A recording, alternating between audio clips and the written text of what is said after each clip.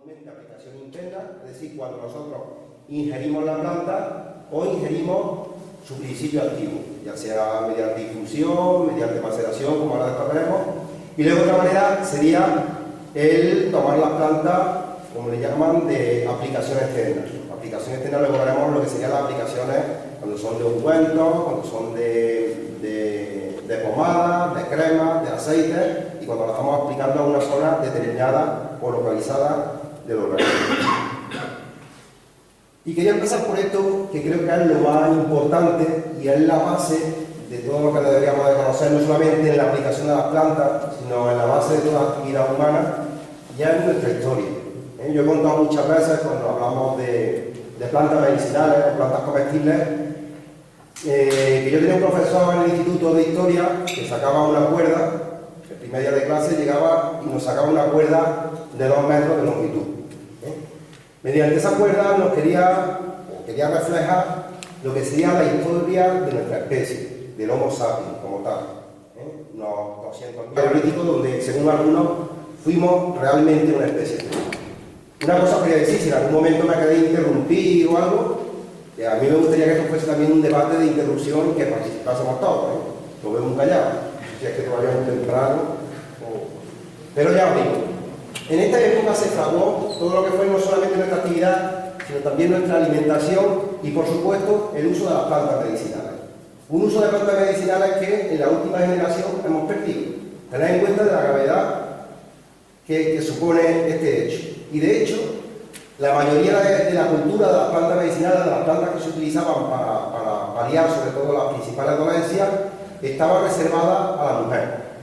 Las mujeres dentro de estos planes eran las encargadas del conocimiento de esas plantas, de la aplicación de esas plantas y, por supuesto, de dejar a las generaciones venideras todo ese legado que pensar que hoy en día cuando tomamos una planta, no solamente como medicamento, sino cuando tomamos una planta como alimento o una seta, pensar que todo ha sido un conocimiento por ensayo y error. ¿Cuántas personas habrán muerto por aplicación o por consumo, por ejemplo, de cicuta, una planta que es tóxica, para que nosotros sepamos que el hinojo lo podamos consumir? Y ya os digo, ese legado se ha perdido justamente en nuestra generación.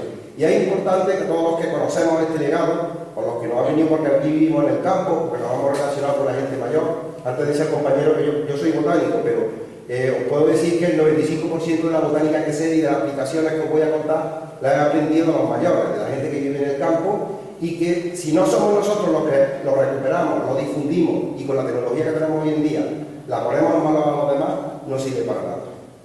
Y ya digo, estas plantas casi siempre estaban relegadas a las mujeres, pero como los hombres no son tan envidiosos, que también incluso las quemábamos por brujas, ¿no? Por utilizar estas plantas como medicinales. También los animales han tenido un papel fundamental a la hora de consumir plantas medicinales o como alimento. Hace poco un amigo de Carcabuey, estábamos paseando por el campo y tenía allí un caballo suelto, lo habían regalado, el caballo estaba hecho polvo, lo habían tenido un tiempo estabulado y el caballo tenía una diarrea que se iba. El caballo le quedaba, iba a entregar la cuchara en una semana. A los pocos días me dice, oye, el caballo está mucho mejor, lo he dejado suelto por aquí por el prado, había un arroyo, dice, se ha ido al busto que hay allí en la esquina del prado y se ha liado a comer unas bayas. Vamos a ver las bayas. El caballo estaba comiendo bayas de escaramujo, que luego después lo pondré. El escaramujo es el fruto del rosal silvestre, del rosal bravío. El caballo, por él mismo, sabía qué planta, de manera innata, tenía que consumir para la dolencia que tenía. Y el caballo se curó sin haber visto nunca antes escaramujo. Pero algo en el código genético de ese animal le decía que al comer el fruto silvestre le iba a quitar de esa dolencia, le iba a quitar de esa diarrea. Y ya os digo, los animales nos han servido, incluso el café que tanto consumimos hoy en día se descubrió porque unas cabras, un pastor, observó que las cabras comían las bayas de un arbusto determinado y después de comer esas bayas pues perdían el sueño, tenían síntomas de nerviosismo, etcétera, etcétera. Que muchas veces los animales son los que nos van indicando las plantas que tenemos que ir alimentando. Incluso, bueno, pues se han encontrado también muchos enterramientos del hombre del Paleolítico, incluso en Neandertal se tienen datos de que consumía este tipo de plantas. Y ese espíritu sobrevive en todos nosotros. El hecho de que salgamos al campo a recolectar setas, o a recolectar espárragos, o collejas, o vinagreras, o incluso plantas medicinales, la satisfacción de llegar a nuestra casa y hacer un preparado, una tortilla de ajo porro o una tortilla de colleja, nos viene dado también por Dios. Ese espíritu no lo hemos perdido y lo tenemos todavía. También quería hacer un inciso en no solamente utilizar plantas. Luego veremos al final, voy a traer algún ejemplo de los hongos, que mucha gente confunde con las plantas. Los hongos son otros organismos que no son ni animales ni plantas, que son organismos totalmente distintos y que pueden ser, desde el punto de vista medicinal, por un lado beneficiosos y por otro lado, como sabéis por ejemplo aquí en la parte de Montilla, el mildiu de la vid, pues puede causar daño a los cultivos. Pero para los hongos ya os digo que son también organismos interesantes. Cuando mucha gente te dice, bueno, las setas de los hongos son organismos malos. Son organismos malos, porque envenenan a la gente se muere. No hay plantas ni hongos malos, o malas hierbas, como se dice. Los malos somos nosotros que hemos perdido ese conocimiento. Cada organismo está cumpliendo una función en el medio que es fundamental. Pensad que, por ejemplo, cuando alguien te dice el hongo o los hongos son malos, pensad que el organismo que más vida ha salvado en el mundo ha sido un hongo, que es de donde se trajo por primera vez la penicilina. El hongo de penicilina.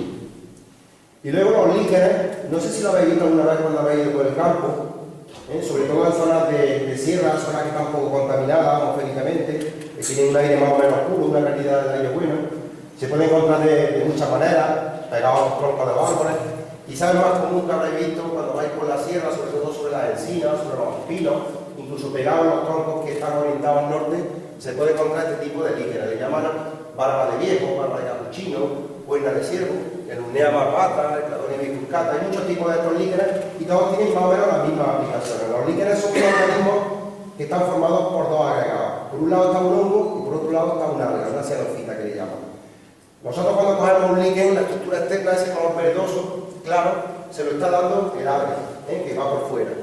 Y la estructura interna del esqueleto está formado por un hongo, por la hifa de un hongo.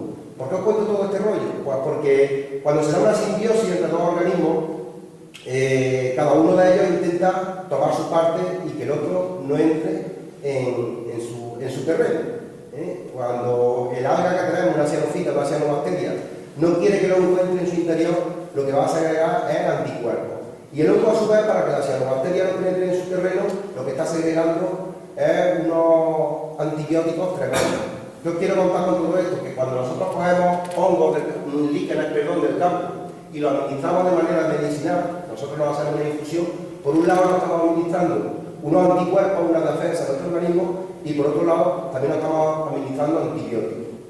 Este hongo lo podemos coger del campo, lo batimos, lo machacamos un poquito, incluso directamente, nos vamos por el campo, nos hemos hecho un arañazo, nos hemos hecho una herida, cogemos los líquenes, los puntualizamos un poco, los aplicamos sobre esa herida, cauteriza y se desinfecta al instante. ¿Y te puedo hacer una cosa? Sí. En relación con esto, ¿qué efecto tiene si haces una infusión con agua hirviendo, si desnaturaliza eso o no? Y luego los juegos plásticos cuando lo haces por vía tópica entiendo que haga un efecto, porque esto está en la temperatura ambiente y tal. Quería preguntarte esto sobre el hecho que has comentado de la infusión, si esa temperatura de 100 grados de ebullición desnaturaliza esta sustancia, y por otro lado eso, la vía digestiva, ¿qué de efectivo es esto al pasar el tracto intestinal? Ya digo, todas las plantas que voy a poner, la mayoría de las plantas que voy a poner, no tienen ninguno, apenas tienen efectos secundarios, sobre todo vía gástrica, no hay ningún problema. Hay buena pregunta lo que me has dicho de cómo es la preparación, que ahora después lo veremos, porque muchas veces las preparaciones no se hacen bien. La gente se hace infusiones con plantas o compra de la nursería más cercana a la planta, la prepara en su casa y os puedo asegurar que el 80% de las veces no tomamos los suficientes principios activos por la mala preparación. Ahora después hablaremos de la preparación y cómo se deben hacer esas preparaciones. Sobre todo a la hora de que os queréis poner en el mundo de las plantas, bueno, voy a empezar con mis plantas.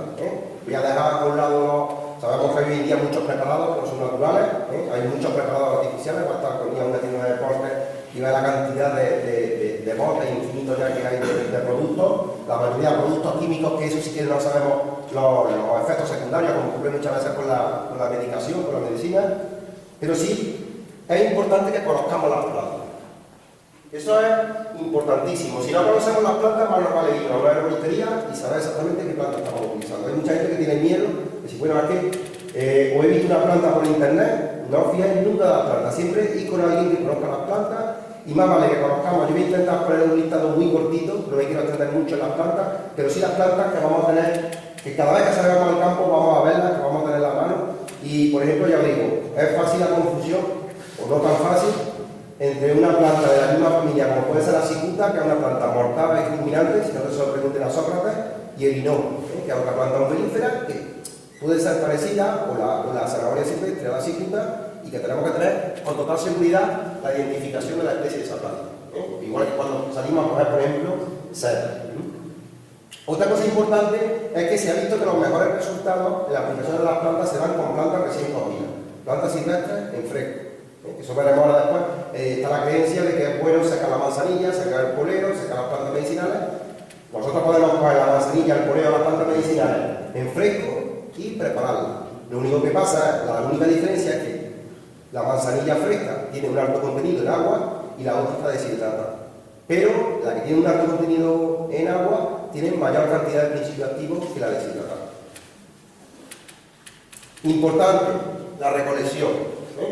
Hay plantas que recolectan la flor, es bueno recolectarla, sobre todo en la época de floración. Normalmente las plantas aquí en esta zona, la época de floración es primavera, hay muchas plantas que se recolectan en otoño, incluso en invierno, como la caléndula, la hoja, las raíces. No sé si conocéis lo que tradicionalmente se ha conocido como regalí o arresú, que incluso se venden unos tronquitos o unas raíces de una planta que tenéis por aquí por todos los caminos de Montilla, que incluso los abuelos la cogían. Es una planta que tiene un importante valor calórico. Hay que tener cuidado porque también es una planta que sube mucho la tensión. O sea, las personas que sufren de hipertensión no es bueno que cojan el regalí, pero es una planta que se encuentra a nivel subterráneo. Y luego, por supuesto, los frutos. Importantísimos los frutos, que luego veremos también algunos ejemplos. ¿Consejos para recolectar las plantas? Pues solamente recolectar las plantas que sean sanas y que estén limpias. Otra cosa importante a la hora de recolectar las plantas es no machacar el ejemplar a recolectar. Si nosotros vamos a coger hojas o flores de majuelo o de pino blanco, nos llegamos a un majuelo y quitarle todas las flores, y picoreando y ramoneando como hacen las cabras. Y sobre todo, una cosa que tenemos que poner importante y a priori es no dañar nunca la planta, intentar dañar lo más mínimo a la planta posible. Y luego, otra cosa importantísima, a la hora de coger las plantas, sabéis que todos los organismos son acumuladores de toxinas y metales pesados. No coger plantas que son muy comunes también a lo largo de los caminos, sobre todo en la campiña, que no hayan echado fertilizantes, ni hayan echado herbicidas, ni fungicidas, ni productos químicos que puedan las plantas almacenar. Siempre asegurarnos que a la hora de coger nuestra planta, o bien la tengamos nosotros cultivar en nuestra casa en una macetita, o recogerla en zonas de monte o de sierra donde no llegue esa contaminación.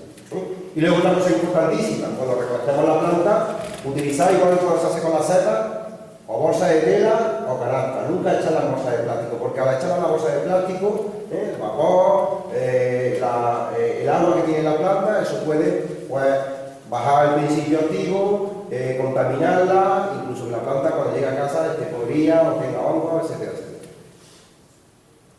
Otra parte importante, otro paso importante sería la desecación. Nosotros llegamos con nuestro poleo, con nuestra manzanilla, con nuestra caléndula y la vamos a sacar de nuestra casa. Se puede sacar de dos maneras, fundamentalmente, o bien colgarla, eso lo habéis visto los abuelos, la cuelgan de un mano o boca abajo, la planta, el principio activo, digamos que pasa a la parte más terminada de los tallos o a la inflorescencia, y pues se puede también extender. Puede poner en un sitio que no tenga mucha humedad, en una guardilla o en una terraza que no tenga mucha humedad, que esté más o menos bien ventilado, la ponemos sobre una tela o sobre hoja de periódico o sobre este tipo de redecillas, la planta se seca y se deja aproximadamente una semana y media o 2 semanas.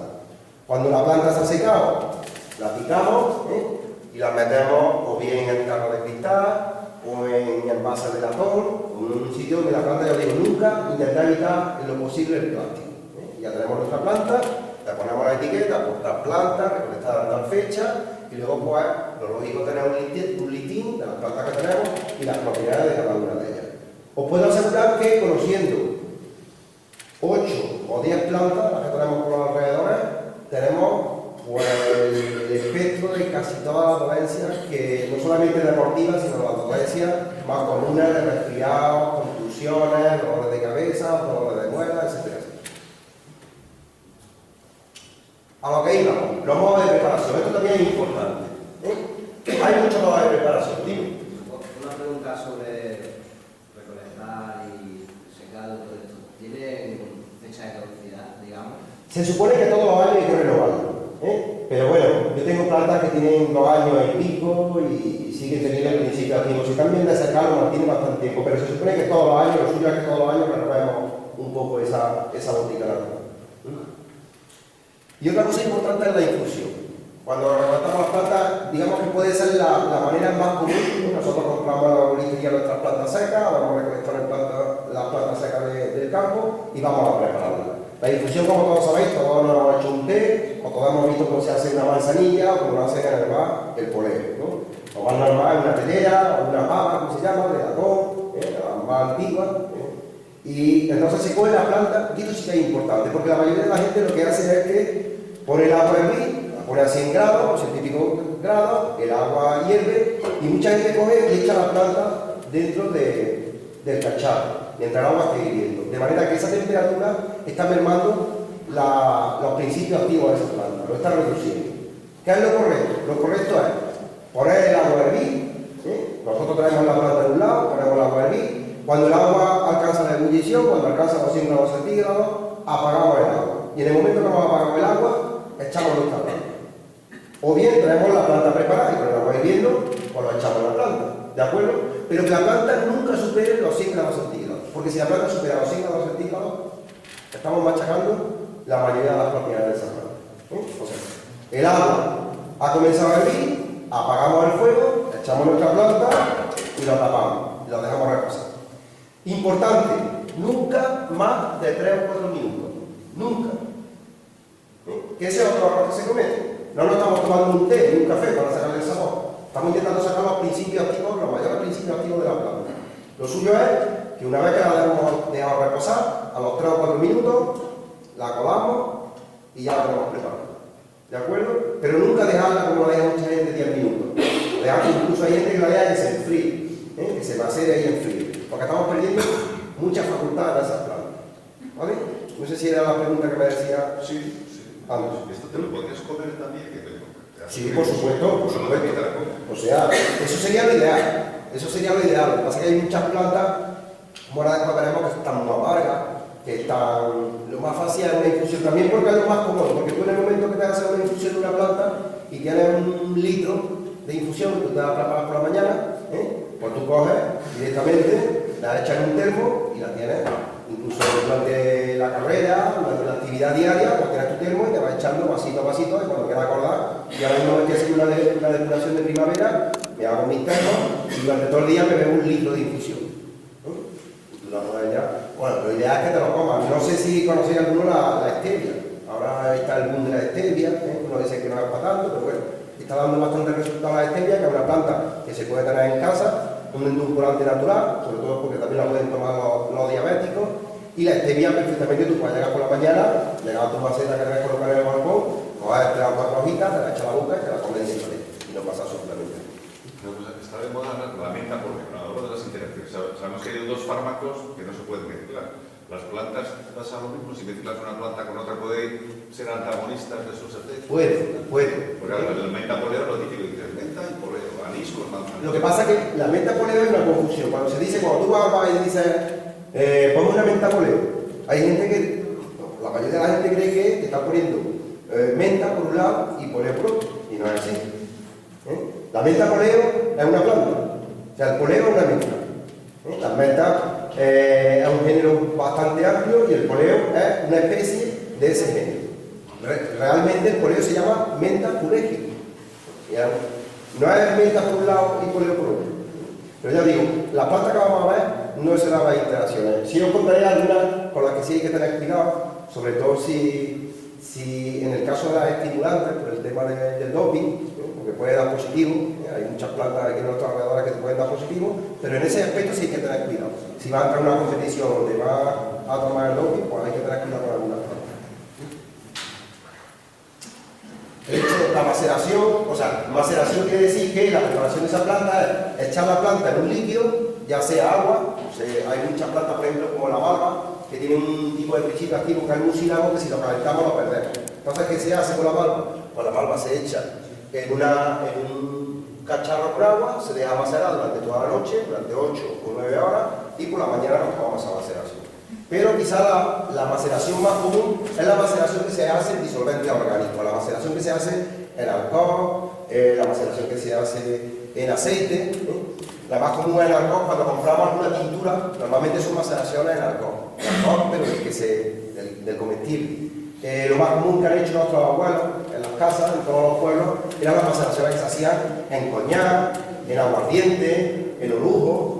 Cuando tú echas una planta en orujo, sabéis que el orujo tiene una graduación bastante alta, que puede alcanzar los 90 grados, pues tú lo que estás echando esa planta en aguardiente, en orujo, y el alcohol lo que está haciendo es tomando el principio activo de esa planta. Tú la maceras durante un tiempo, que varía dependiendo de la aplicación que queramos hacer con la planta, puede variar de 15 a 30 días, y durante ese proceso en frío, donde el líquido no se calienta, lo que está haciendo el líquido es extraer el principio activo de la planta, sobre todo, ya os digo, al alcohol.